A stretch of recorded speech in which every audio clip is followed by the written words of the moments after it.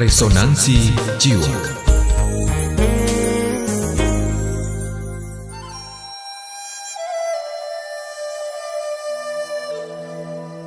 Kearifan segenggam garam.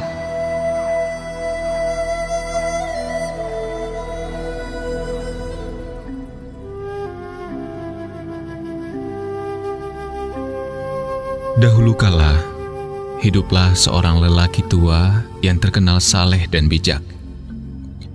Di suatu pagi yang dingin, datanglah seorang lelaki muda yang tengah dirundung masalah. Dengan langkah gontai dan rambut kusut masai, ia tampak seperti orang yang tidak mengenal bahagia. Tanpa membuang waktu, ia ungkapkan semua keresahannya.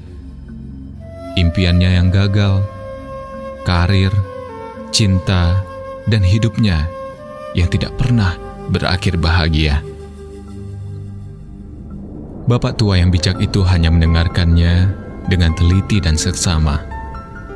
Tanpa berkata apa-apa, ia hanya mengambil segenggam garam dan memasukkannya ke dalam segelas air, lalu mengaduknya dan berkata, "Coba minum ini dan katakan bagaimana rasanya." Anak muda itu pun meminum air yang diberi garam oleh bapak tua tadi. Asin sekali. Pahit, Pak, jawab pemuda tersebut. Pak tua itu hanya tersenyum, lalu mengajak tamunya berjalan ke tepi telaga yang ada di dalam hutan dekat tempat tinggalnya. Setelah menempuh perjalanan yang tidak terlalu jauh, akhirnya sampailah mereka di tepi telaga yang tenang. Masih dengan mata yang tenang dan penuh dengan cinta, orang tua yang bijak itu menaburkan segenggam garam ke dalam telaga. Dengan sepotong kayu, diaduknya air telaga yang membuat gelombang dan riak kecil. Setelah air telaga tenang, ia pun berkata, "Anak muda, coba kamu cicipi air telaga tersebut dan minumlah." Saat tamu itu selesai meneguk air telaga, Pak tua berkata lagi, "Bagaimana rasanya?" Ini baru segar sekali rasa airnya, Pak tua," jawab lelaki tersebut.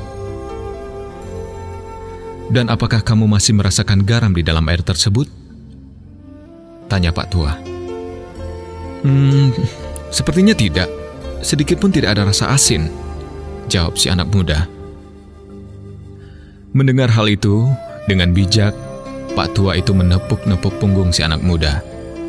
Ia lalu mengajaknya duduk berhadapan, bersimpuh di tepi telaga, dan berkata, "Anak muda, pahitnya kehidupan seumpama segenggam garam, tidak lebih dan tidak kurang.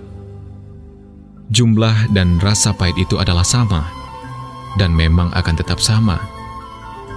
Tapi kepahitan yang kita rasakan akan sangat tergantung dari wadah atau tempat yang kita miliki.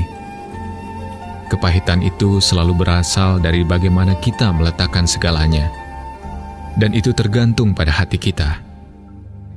Jadi, saat kamu merasakan kepahitan dan kegagalan dalam hidup, hanya ada satu hal yang boleh kita lakukan.